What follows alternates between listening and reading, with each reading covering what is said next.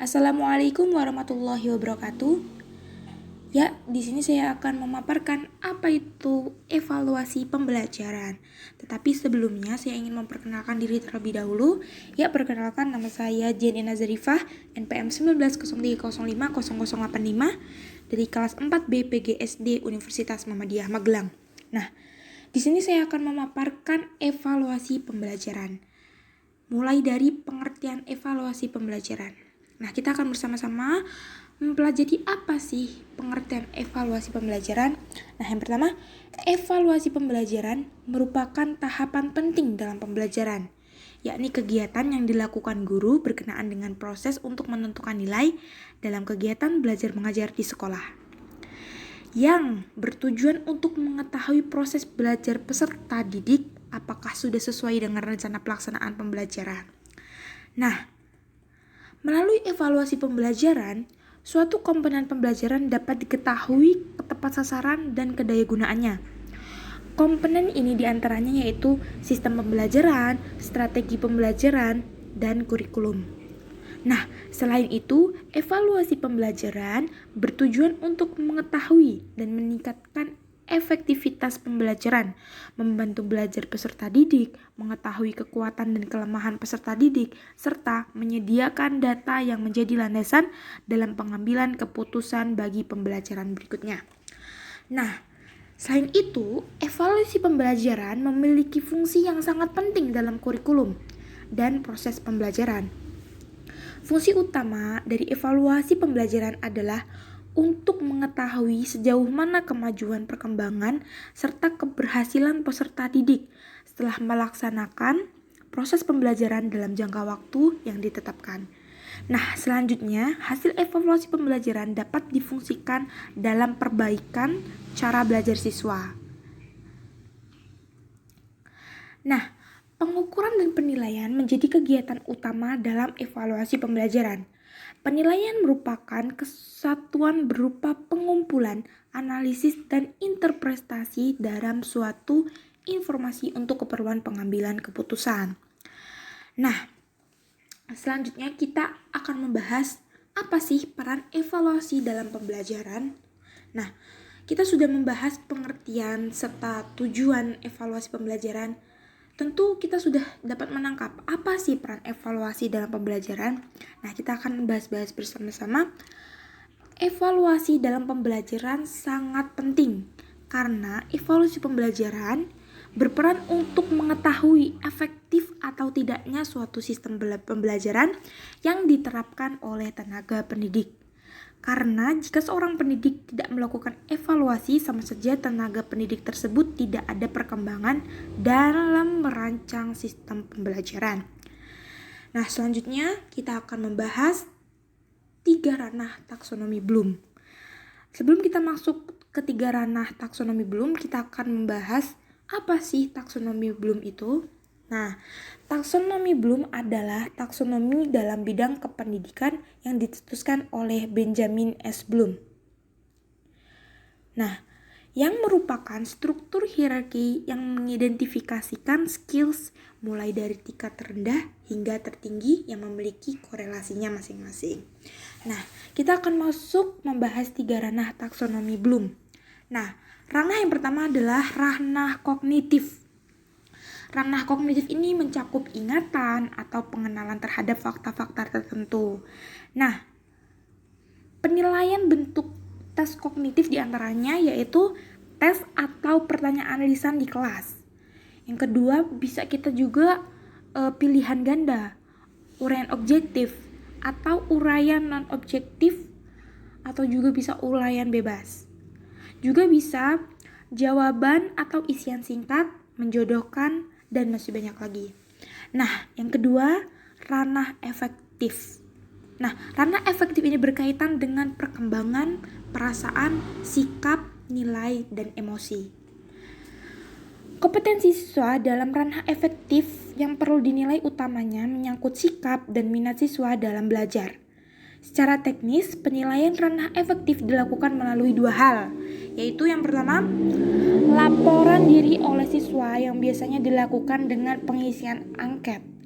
Yang kedua, pengamatan sistematis oleh guru terhadap afektif siswa dan perlu lembar pengamatan.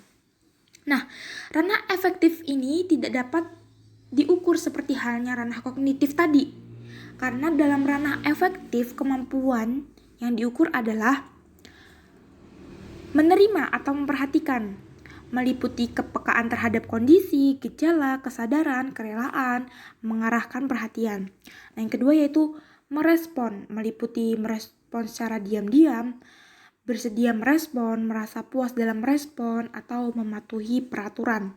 Nah, yang ketiga menghargai, meliputi menerima sesuatu nilai, mengutamakan suatu nilai, atau komitmen terhadap nilai. Nah, yang keempat yaitu mengorganisasi, meliputi mengkonseptualisasikan nilai, memahami hubungan abstrak, mengorganisasikan sistem suatu nilai. Nah, jadi ranah afektif ini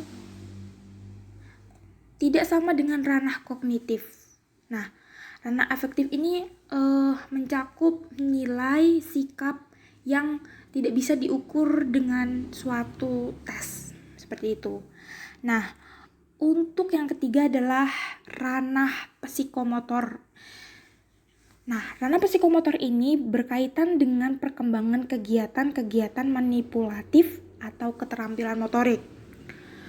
Penilaian psikomotorik dapat dilakukan dengan menggunakan observasi atau pengamatan. Nah, observasi sebagai alat penilaian banyak digunakan untuk mengukur tingkah laku individu ataupun proses terjadinya suatu kegiatan yang dapat diamati, baik dalam situasi yang sebenarnya maupun dalam situasi buatan. Dengan kata lain, observasi dapat mengukur atau menilai hasil dan proses belajar atau psikomotorik. Misalnya, tingkah laku peserta didik, ketika praktek, kegiatan diskusi peserta didik, partisipasi peserta didik dalam simulasi, dan penggunaan ketika belajar. Nah, selanjutnya, gimana sih kita melakukan penilaian secara online ataupun secara daring? Gimana kita melakukan penilaian dalam keadaan seperti ini? Nah, ada 4 cara untuk melakukan penilaian secara online. Nah, cara yang pertama yakni tugas. Sama seperti kelas tatap muka, seperti biasa, tugas merupakan salah satu sumber penilaian guru. Namun dengan skema pembelajaran daring, perlu dilakukan beberapa penyesuaian. Misalnya, instruksi tertulis yang detail tapi cukup ringkas akan sangat membantu siswa dalam memahami apa saja yang harus dikerjakan. Selain itu, ketentuan tanggal dan jam pengumpulan tugas yang jelas memberi kerangka waktu yang pasti agar sirkulasi pengajaran dan penilaian tugas dapat berjalan rapi. Dalam pembelajaran secara daring, tugas dapat berfungsi sebagai sumber nilai utama bagi siswa. Yang kedua, yakni penilaiannya ujian. Bukan berarti ujian dapat ditinggalkan setelah diperoleh nilai dari tugas. Ujian tetap dibutuhkan sebagai evaluasi proses pembelajaran yang telah dikerjakan. Memang, guru tak dapat mengawasi bagaimana siswa mengajarkan ujian di rumah, sehingga diperlukan penyesuaian peraturan ujian. Misalnya, seperti materi ujian disusun agar dapat dikerjakan secara open book, atau pada sistem daring yang lebih terintegrasi, ujian dapat dikerjakan oleh siswa dari rumah secara real time sesuai jadwal yang telah ditetapkan. Nah, penilaian yang ketiga dalam pandemi yakni entry journal. Bila tugas dan ujian berfungsi sebagai sumber evaluasi, entry journal yang dilakukan secara periodik dapat digunakan sebagai sumber asesmen. Akan tetapi perlu dicatat bahwa entry journal memang tak bisa digunakan untuk seluruh mata pelajaran dan seluruh siswa. Bila siswa sudah terbiasa menulis dalam kegiatan pembelajaran tatap muka di kelas, entry journal secara daring hanya mengubah cara yang ditempuh. Di sisi lain, bila benar-benar dijalankan secara intensif, entry journal mampu merefleksikan proses pembelajaran sehari-hari secara daring ketika guru tidak dapat memberikan pengawasan secara langsung. Nah, yang terakhir, penilaian dalam pembelajaran dapat dilakukan dengan forum diskusi. Nah, pembelajaran yang terpisah jarak tak harus membuat komunikasi yang bisa terjalin di ruang kelas menjadi terhambat. Ruang kelas bisa berganti menjadi ruang maya, di mana forum diskusi antar siswa dan antar siswa guru dapat terus berlangsung. Forum diskusi bisa dilakukan melalui aplikasi chatting atau fitur chat pada website kelas. Nah, diperlukan fleksibilitas yang baik dalam membangun ruang diskusi maya agar setiap siswa dan guru dapat terlibat dan berpartisipasi aktif. Nah, jadi keempat cara tadi dapat kita gunakan dalam penilaian siswa di masa pandemi seperti ini, di masa pembelajaran secara daring.